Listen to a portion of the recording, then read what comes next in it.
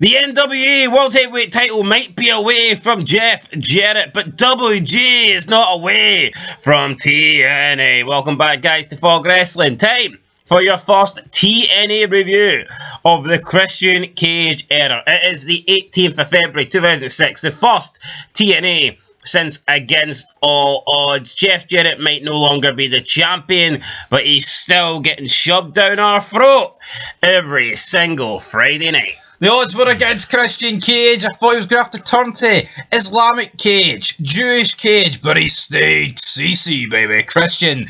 And guess what, guys? Jeff Jarrett's reign of terror's over, but Christian didn't exactly fill me with much confidence with this promo. It was a bit vanilla. Yeah, vanilla I don't know. Ice, baby. I was expecting more. Christian Cage wins his first world title. And he just didn't really deliver. He came out looking like only Christian Cage can. He looks like some guy that came to the arena as a fan and bought a replica belt backstage and hopped the barricade. That's pretty much it. Christian to a T. Unfortunately, Christian doesn't really have that sort of superstar look. He's just, I don't know, maybe needs to go to the gym a bit more, work out a little bit. I don't know. But he comes out, cuts a promo, says he's waited 12 long years to hold up the NWA World Heavyweight Championship. And I don't know if that was the case. If that was the case, buddy. But I know my problem with this is, though, it's just Monty Brown's named #1 contender, and that's it. Like, and he also claims that TNA fans are the real fans. You deserve to see me. All the same 10 people we fight in front of each other at these tapings, buddy. You're the real fan. Christian Cage says that his win Against All Odds was for everybody that's been held back before. And I just felt like this is a bit like breaking kayfabe here. It's like, you know, it felt like, you know, he didn't outright say it, but it's basically him saying, in WWE, I was told I'd be nothing but a main eventer. I was told I'd be nothing but a mid-carder due to my look, blah, blah, blah. I was told I couldn't be a main eventer. I couldn't be a champion, but I came to TNA, and they made me a champion. I said... It makes TNA look bad. I don't like promos like this, so it just makes it seem like wrestling is actually fake. But see, he could do it in a way where he talks about politics, and he's like, we never get the opportunities, because at least in that context, it's like, well, you never get the opportunity to compete for the belt.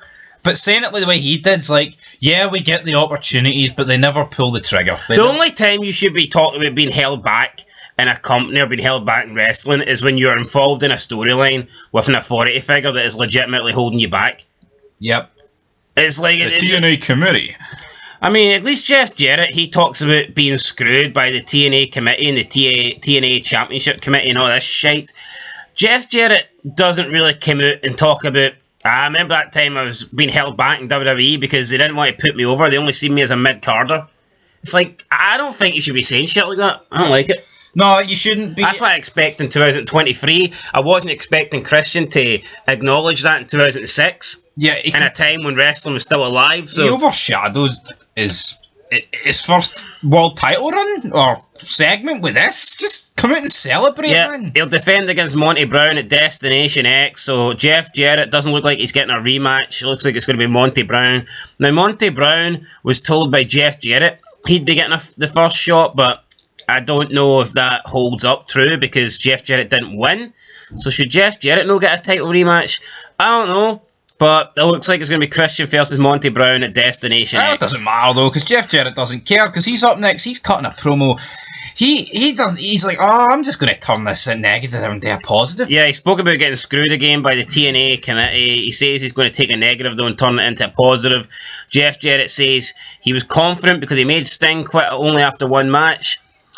With the King of the Mountain, and he's going to get his belt back basically off Christian. I thought this is weak though. It's like, if this title really is that prestigious, here he is just, well, it's a wee negative, I'll turn it into a positive. No, we've seen people in the past, man, derail after the thought of losing a fucking... Look at Michaels when he got eliminated from the Rumble.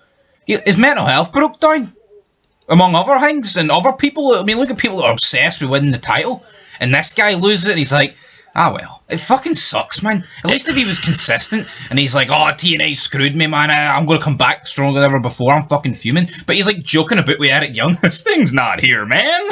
What? Eric Young mumbled that Sting wasn't gone. Jeff Jarrett scolded him. Jeff Jarrett was putting his hands on him. Scott D'Amore says, no, nobody puts their hands on a member of Team Canada. So Scott D'Amore momentarily sticking up here for himself and for Young. But then he turns around and slaps Young. And then we have Jackie Gator there.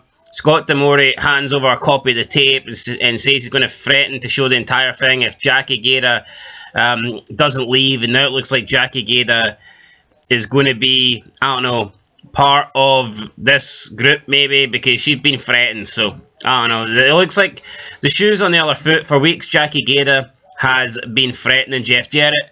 Now it looks like Jeff Jarrett, Scott D'Amore, they have all the power, and tonight they're planning on a viewing party, so they're going to view the tape tonight. And just feels like the past 2 or 3 months has been a complete waste. Jackie Gator, I mean, this group doesn't need anyone else, right? But I think if it was to get someone else, maybe like another main eventer to like rival Jarrett at the top, what's Jackie Gator going to do that Gail Kim can't? Oh, she's there against her will. I mean, that's a wee bit intriguing, but who cares? I don't, man. Poor aftermath for me. Is that it? That's all I've got to say. I mean, you take it away. I just think it's one of the more interesting things going on in TNA right now, but whatever. TNA qualifying freeway. Jay Lethal. No, this is a qualifier match for a World Cup. What's this, man? World X Cup?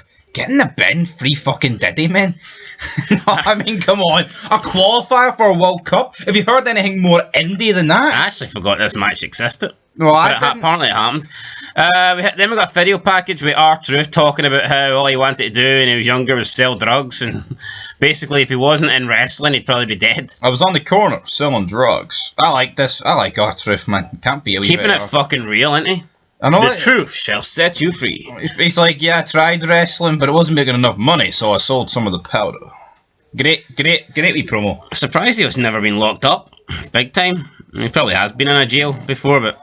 Well, I guess if he's selling drugs, never be caught with the money and the drugs in the one place, sort of. No, I keep that shit separate. Then we got an interview with Jeremy Borash and the James Gang with Bob Armstrong. James Gang talked about facing LAX tonight, 2 on 3, but Bob Armstrong says, nah, you need a partner. And the partner Bob Armstrong's got in mind is himself. He says, come on, man. I am Bob Armstrong. I am the Bullet. I'm 65, but I feel 25. And I'm the Bullet, and I'm going to put a bullet through Conan. Kip James and BJ are protesting. Bob insists that he's good to go. And BJ James is like, oh man, Mom is going to kill me. So, yeah, BJ James here trying to convince his father not to wrestle tonight, but it's not going to happen. 6-man tag, LAX, Conan, Homicide, and Machete beat La Migra. It was a team consisting of 3 fucking bums. So... yeah, this...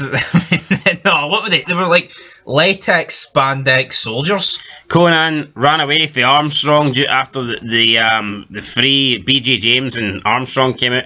Conan says he can't wrestle Bob Armstrong because he doesn't have a license. And he needs to get one, or else Conan won't fight him. Since when's Conan do things the legal way? Yeah, it's like his whole gimmick of this group is that they're gangbangers. Fucking illegal immigrant, this guy's... R-Truth talking about selling drugs, and this guy wants fucking Bob Armstrong to get... yeah, what? Then we got an interview with Borash and Sabisco with Samoa Joe. Sabisco said the championship committee is very proud of the X-Division champion, but you're going to up the stakes. We're going to have an Ultimate X match between Joe, Daniels, and Styles. But Samoa Joe didn't think Larry Sabisco was dumb because he'll do anything to survive that match. He says, you're known as a living legend, but if you keep pissing me off, you're only going to be known as a legend. So basically, Joe threatened to kill Larry Sabisco here. We then got Daniels versus Austin Aries. Daniels wins by disqualification after Samoa Joe ran in, attacked Daniels. AJ Styles came down with a chair, hit Joe with a chair. Daniels pushed AJ. Does say he doesn't need your help, but AJ throws the chair at him and is like, just so you know, this wasn't for you. So AJ, I guess, taking a piece of Samoa Joe for himself. This is like half the SmackDown 6, and I'm just seeing it far too often now. Samoa Joe with his fat stained, blood stained tiles not doing anything for me, man. Backstage, Team 3D met up with Ron Killings, and they asked him, do you want to sell some drugs? R. Killings was like, yeah, I need the money. TNA doesn't pay. What the? Then we get the feuding party. Jeff Jarrett, Scott D'Amore, Alex Shelley, Gail Kim, and Eric Young are backstage. Alex Shelley is about to show his video that has the incriminating evidence of Jackie Gator, but Jackie Gator shows up, grabs the tape, and proclaims that Jeff Jarrett won, and she agrees to leave. But Jeff Jarrett's like, nah, you're not going to leave. You think you can just walk out like that? Jeff Jarrett then used the tape as blackmail to make Jackie Gator join his group and do what he tells her. I'd have thought Jeff Jarrett would have just been happy to get Jackie Gator gone for TNA, since she's been fucking annoying him left, right, and centre, but now he wants to make her stay and join the group, whatever group it is, I don't know. Team the Canada? The anti-TNA committee group? Seems to be two groups joined into one, but we don't have a proper name for them. We have Team Canada, and then we have America's Most Wanted and Jeff Jarrett. And I don't really know what this group is, but it's a big, I don't know, a big group. It's a big steaming pile of shit in my eyes, man. It's got too many jobbers in it. Yeah, but now Jeff Jarrett wants more tapes. He says, you need to get to Sting. You need to fly out, film his wife, film his kids, film everything.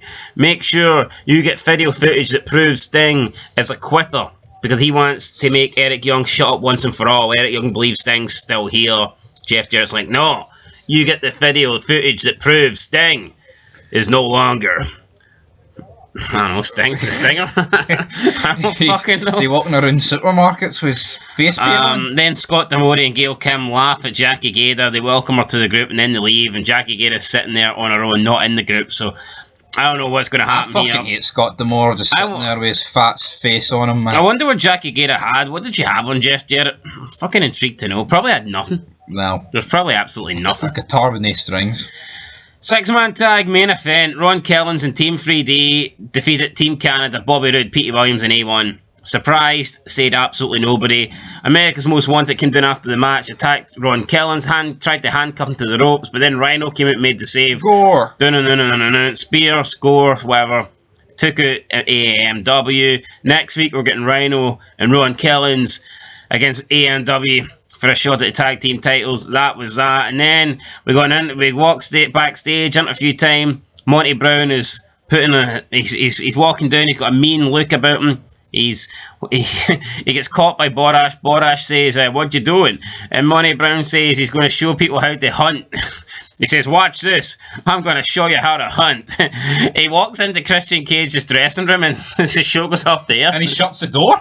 And, come on. I mean, it's like, but this isn't the same arena as what it will be next week. It's like TNA don't have this excuse of different arenas, but this is just a weekend. And I'm going to show you how to fucking walk through a door, you stupid bastard. I mean, really? Monty Brown walks through a door and that's how he hunts? He walked through a fucking door? How are we supposed to get excited about this? Welcome to the hunt. I don't get it, man. Anyway, that was the show. Christian Cage era has begun. I mean, he came out, he cut a shitty promo and he fucked off. Not great. I'll give this a 3 out of 10. It was okay, but it wasn't great. I think it was better than the recent TNAs, but I'll give it a 4. I don't think it was as bad as a 3. Come on, man. TNA will never die. But Christian needs to sort out his promos. 3.5 out of 10. Will the hunt continue next week? We'll find out here, guys, on Fog Wrestling. Catch you in the next one. Till then, though, peace.